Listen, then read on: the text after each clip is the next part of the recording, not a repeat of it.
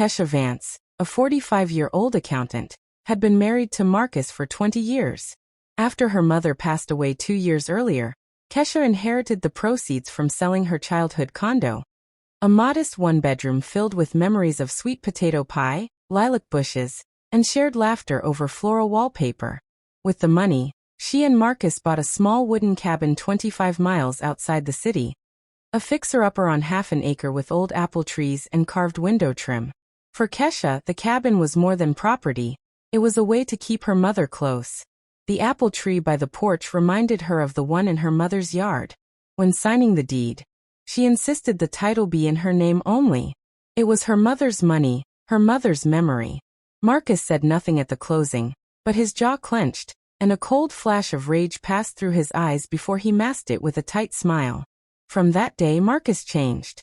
He grew irritable, snapping over small things, the saltiness of soup, an Uniron shirt, a messy apartment, details he had never noticed before. Whenever Kesha mentioned the cabin, his face hardened, and he retreated into silence. Once, when she suggested planting azaleas like her mother had, he exploded. "Enough about your mama. She's gone, Kesha. Get that through your head." Kesha swallowed the hurt and told herself it was grief, work stress, or autumn blues. 20 years together had weathered worse storms. One Sunday morning, she accidentally overheard Marcus on the phone, speaking low.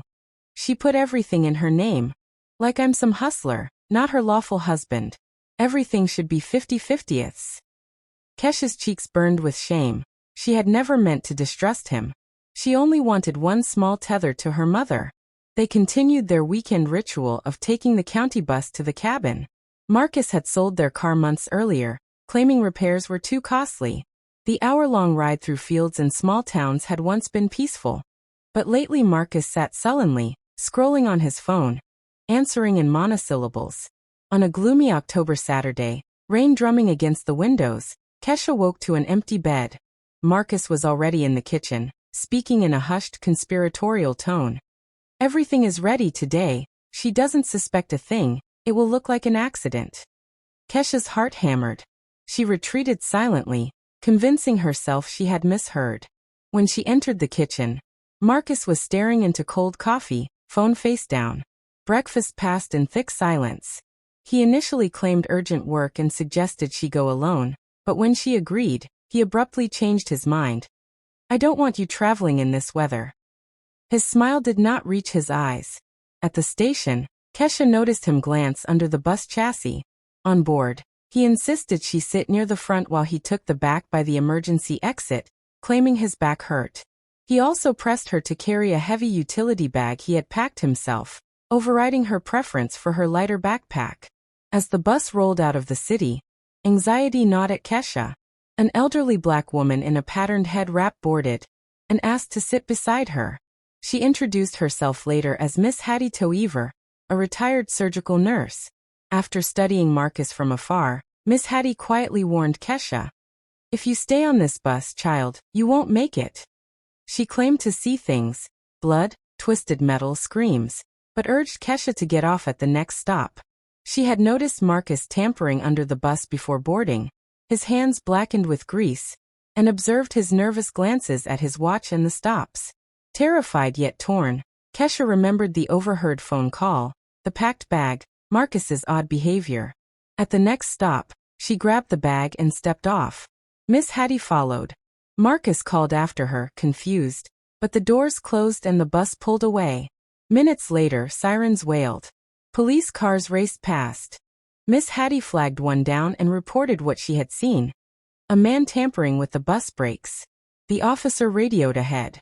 The bus was stopped just before the steep, winding descent from the ridge, a notorious stretch where failed brakes meant certain catastrophe.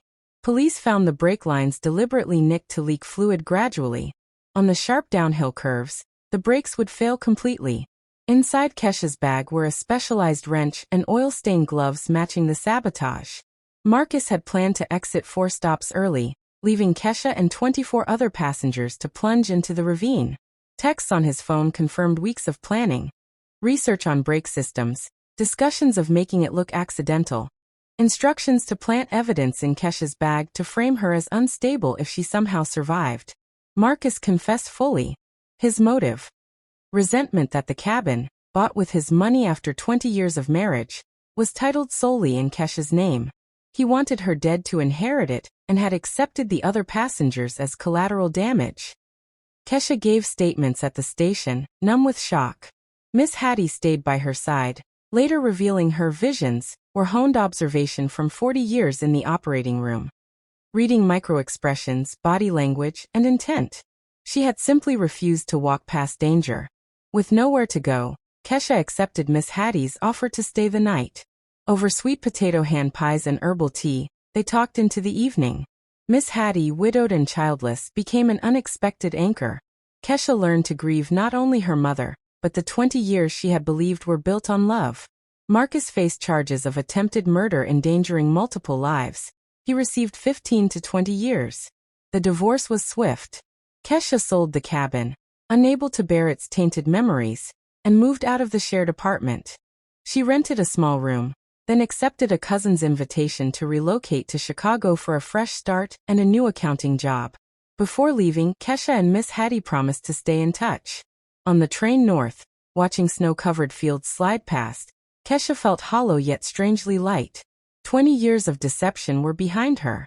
Ahead lay uncertainty, but also life, saved by a stranger's courage, her own buried instinct, and the quiet strength she was only beginning to reclaim.